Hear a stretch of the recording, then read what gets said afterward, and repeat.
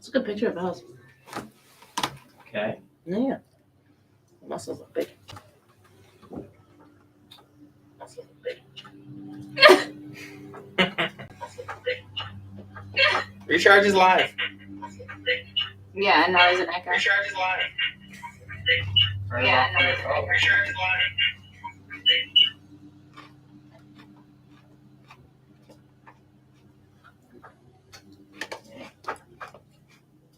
Are we watching it? Mm-hmm. So you guys know I'm gonna be watching me, Watching you, No. watching me. Watching you, watching me. Oh, ow. Out. Welcome to Recharge. This is usually how every podcast starts. Somebody getting hurt or Hi, Nelly Goo. It's okay, Bubbles. saying a funny joke. Mommy's all right. Actually, I don't think I have one for this week. A funny joke? Yeah. Quick, come up with one. Hi, puppy. Do you want to come sit? Come sit. Nelly Goo. Hey. My spot. Huh? So that's my spot. Can you guys Fire for all of us. I'm gonna text you, Corey, to the Facebook group. Okay. Alright. Nelly Goo. Should be good. Site. This is what got sent. Nice. Yeah. How do I Oh, the Copy the link. baby girl. Alright. Let's do this.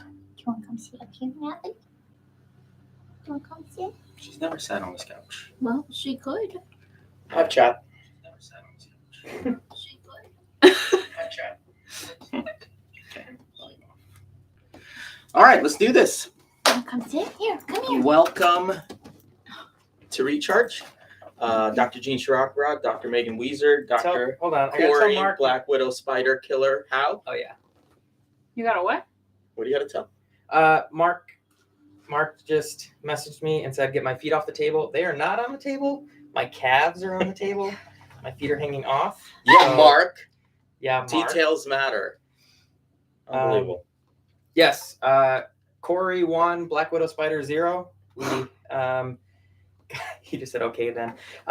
We finally got rid of the Black Widow Spider. Mhm. I think some people probably don't know that we had a Black Widow We had a Spider. Black Widow Spider. I named her Scarlet. You named it? See, Yeah. this is where he messed up. Like, he named the spider. Okay, but for those of you who are interested in the Marvel Cinematic Universe, Uh-huh. Scarlett Johansson plays the Black Widow in those movies. Yeah. So I named our Black Widow Scarlet. But you still... Beside the point. Beside the point. Spoiler alert, they both died. You should pull up a picture of the spider and And show it. show it to the screen. It was outside, don't worry. But it was confirmed to be a Black Widow. Here's a... It'd probably be out of focus, won't it? Looking. Mm-hmm. There's a Black Widow. It's very large. Higher. A little higher. A little higher. A little back. Yep, there you go. Right there. Yeah. A little lower. Well- All right, go sit down. And you're done. If people are listening to this podcast via audio, you're completely missing out. So go to Yeah. YouTube and watch the replay of this. But it was kind of cool. That was the first time I've ever seen a Black Widow spider Same. in life. So it was bigger than I thought it would Hopefully the last. I thought it was mythical, like a unicorn. But it was real. be. Unicorns are mythical. 6-year-old. Ooh, I do have a tip. Just the tip Tuesday. Shout out Dale in Florida. Never play leapfrog with the unicorn. That's that's your just the tip Tuesday with Coach Corey. I thought you were going to give a fitness We are medical professionals. We promise. tip. Don't eat yellow snow. Like, no. If this is the first podcast you're ever witnessing of Movement as Medicine, first of all, thank you for joining. Second of all, I'm so sorry. Please come back. Try out some of the other episodes. Stay for this one, but also try the other ones. To talk about some stuff that's actually, I think, of substantial value, aside from us murdering Black Widow spiders and you. She Kidding. deserved it. Megan is from Jersey. She was just on vacation in Jersey. She still hasn't gotten all the Jersey out of her. She's getting there. She's getting there. You can't. What is it? You can take the girl out of Jersey, you can't take the Jersey out of the girl. That's 100% accurate. 100% accurate. On this episode, what we wanted to talk about, last couple episodes we talked about pain and dealing with sudden onset of pain. So if you have all of a sudden back pain that happens, the reasons for that. We also have a video on YouTube. We talked about persistent pain, what happens if you are in pain for months and years. We have a video coming out about that. But there is this space in between that's not fully pain, but it's somewhere in the discomfort range. And I think that is in the category of recovery mostly. So if we bring it to training, when we train and we build up what's called training age, meaning the more you train, the more you experience and develop a sense of yourself and body and what you can do, you also have this catalog of sensations that you build up. And you start to catalog them in good to bad range. If I feel this, and I worked out and I did squats and my legs feel this way, it's unpleasant, but it's not like you're not concerned about it, right? You might be walking like a cowboy that just rode off a horse for a couple days, but you're Or usually like you joking played about it. leapfrog with it. Or played leapfrog with a unicorn. That explains so much when you walk certain ways sometimes.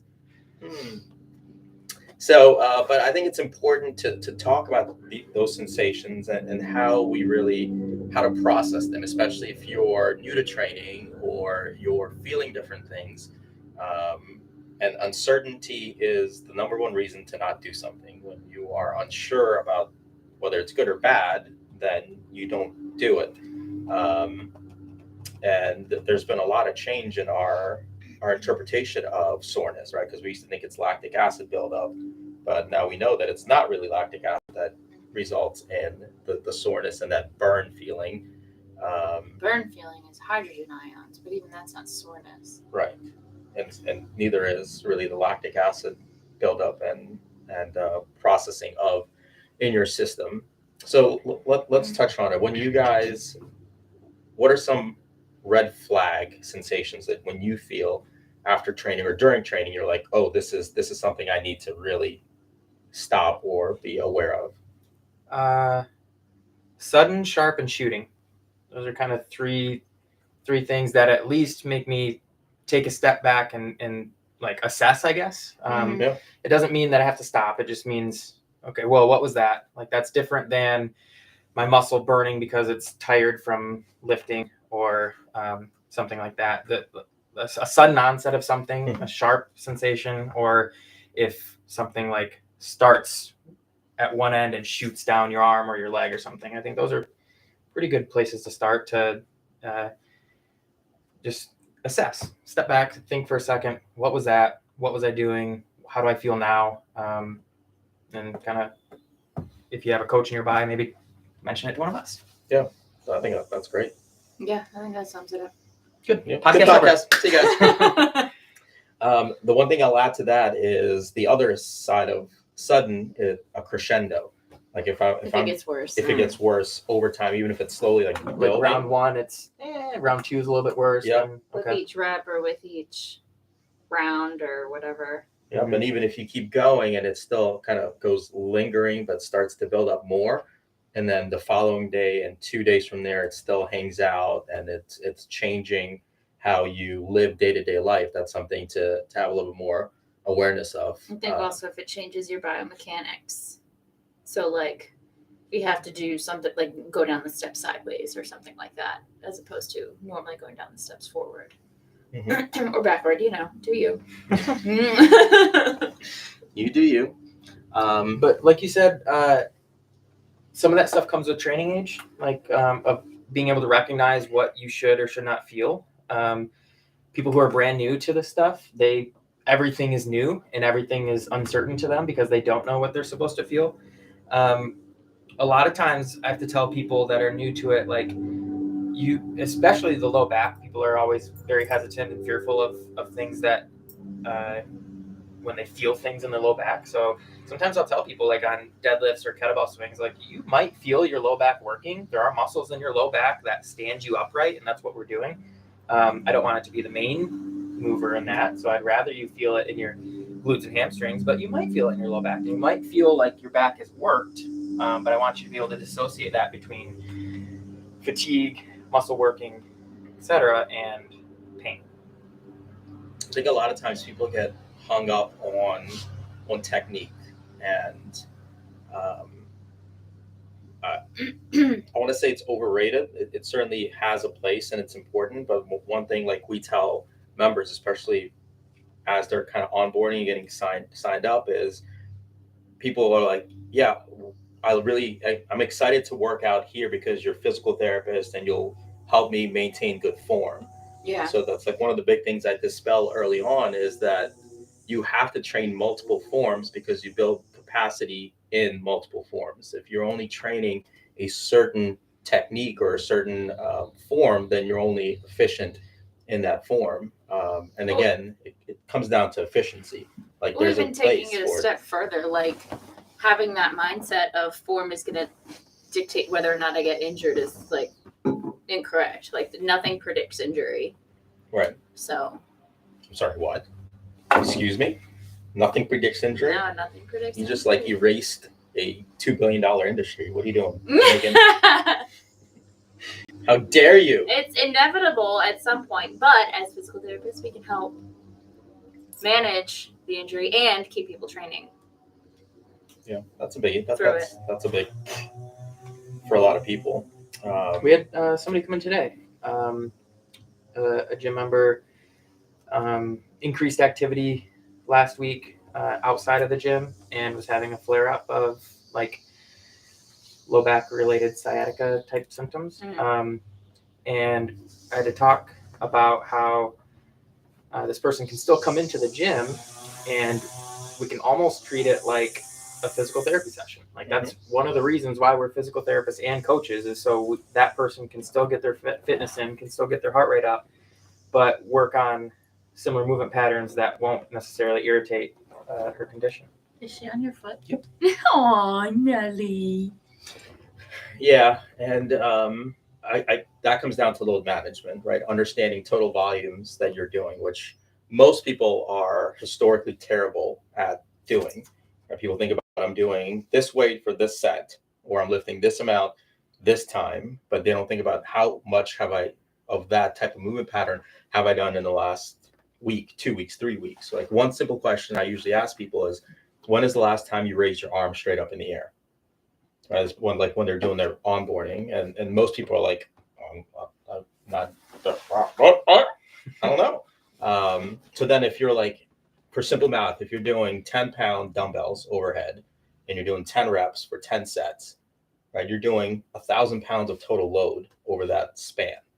And like people just don't conceptualize how much total volume they ask their tissues to do, because people again don't think in total volume. So then the end result of that is going to be some level of soreness, but it becomes uncertainty or a dangerous level of soreness because they were expecting shoulders to be sore, but they weren't thinking about the compensation that their neck did, their upper back did, and everything around there, as your body does what it's supposed to do, which is compensate around you to help you achieve the task at hand. So it's helping people think in total volumes, right? What have you done? When is the last time you did that?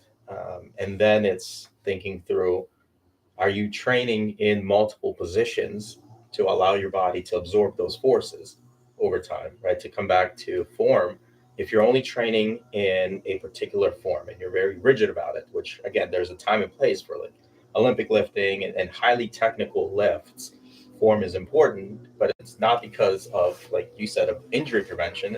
It's because of, where you going? I'm uncomfortable. It's because of efficiency. There we go. Better? Now, Mark, you can see Yeah, now. now. Your feet off the table. Oh, it hurts my heels. Oh, my dad just texted me. Hi, Dad. Aww.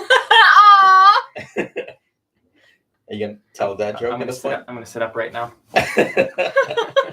You gotta tell one of your dad jokes now that you referenced before. Something, a dad story. On the spot. Like that happened to me. Yeah, with your dad. Like you've referenced your dad on the podcast before. The only one I can think of right now is when I tried to leave the house without pants on. That comes very quickly. to Yeah, you. I was in kindergarten and I decided to dress myself that day. So I was getting ready for school, and This is why I got Carrie doesn't let him dress himself anymore. got my shirt on, got my socks, my shoes, my backpack, and I'm ready to head out the door. And I say, "All right, bye, Dad." And he goes, "Aren't you forgetting something?" I look down. No, I got my backpack. I'm ready. I'm good to go. He said, "You're not wearing pants." I looked down, and I was in my Casper the Friendly Ghost underwear, and I would have been very, very upset when I got to when the school bus pulled up and realized that I was ill prepared for school. Chip of the old block. Side note, those Casper the Friendly Ghost underwear, my mom used to call me Boo Butt. When I was... That's probably a note that should have remained on the side. Okay. I have no idea what we were talking about. Anymore. Did we talk about the frog, the peas thing last episode? We did talk. Yeah, we talked about frog Was balls. that your dad? That was my dad. Yep. Yeah. Yep. My dad told me that peas are made of frog balls. Our made of or our Ours Our are. frog balls. Same thing. Same thing. So welcome. Thanks. Thanks for this. we love him. They I tolerate have me. to keep a close eye on him. Yes, we definitely. I'm like the gym dog. You are. I make people happy. You do make people happy, and we do pet you once in a while. Yeah. Good The times. gym golden retriever. Good times. He doesn't shed as much, so you got that going. A lot less She hairy. sheds. Yeah. Oh, God. I think we were talking about soreness or form of some sort. Yeah. So I don't know. reiterate your three that you said. I don't even remember. Sudden, sharp, and shooting. Shooting. Sudden, sharp, and shooting. If you get some sudden, sharp, or shooting sensations, more S's, that are unfamiliar, then maybe you just stop and reassess. See what's going on. Talk to one of us if you're here. If not, just take a second to feel things and see what is really going on. Yeah. In the moment if you have one of those three, it's definitely better to be safe than sorry and slow down or ease off or just stop. But then again, it comes into kind of where we started is how is your body processing and responding to it in the day or 2 days after. So if we're on a spectrum of safe to potentially dangerous, like swelling shouldn't occur if something is safe, right? Swelling that is localized to an area happens when there is something that is worth an inflammatory response. And that's usually that acute inflammatory response is something in the 3 to 7 days. So if you're spending 3 to 7 days swollen, irritable, biomechanical changes like a limp, but that's something that's on the dangerous side that you shouldn't really be pushing through. That's something you should let that time pass and hopefully gets better over that week. If it stays or gets worse, that's something that should be seen by a medical professional. If you feel something sudden, sharp, and it gets better and you're fine over a couple days, then you should start to gradually load up to what caused that in the first place and see if it happens under less load. So again, it's in a safer overall load management. But it's sometimes it's spontaneous, but sometimes there is an underlying cause to it. So it's definitely good to explore those things. Yeah. Sometimes the soreness can be pretty sudden, like you said. Like I'm thinking of last week, we did the high pull day where there were pretty heavy high pulls, and I could definitely feel it in my low back. Again, but it was not pain. It didn't cause me to stop, but I felt like my back was working a lot with those high pulls. Which people equate to pain. Yeah, people who Especially haven't. with anything they feel in the low back, Yeah. it's pain. Yeah, if you haven't experienced that before, and you get done with your third set of high pulls, and you're like, whoa, my back feels funny. Like some people may choose to stop, and that's fine, I guess, if you're totally new to it. But that's not necessarily. Going back to a few podcasts ago, we had like stop signs or roadblocks. Roadblocks, yeah. That may be more like a yield sign or like a yellow light. Yeah. Just kind of see how things feel. Yeah. Yeah, it's a speed bump for sure. Speed bump. Speed bump, yeah. I was recently doing a pathway or onboarding with somebody, and she came in with a history of back pain, and that was her thing that she said. But it's such a common thing to say is, I have back pain. I've had back pain. Therefore, here are the things I avoid, and almost every single time after that statement was, here's what I think I need to do for that to go away. And it's usually, the thing that makes me cringe is they Strengthen go, the core. I need to strengthen my core, right? Which again, I have to go in the back room, get my soapbox, polish it off a little bit, and then stand on it and yell at them for 20 minutes. I yell information. It's valuable information. But it's the question is always, well, what is your core, right? Explain that to me, talk me through it.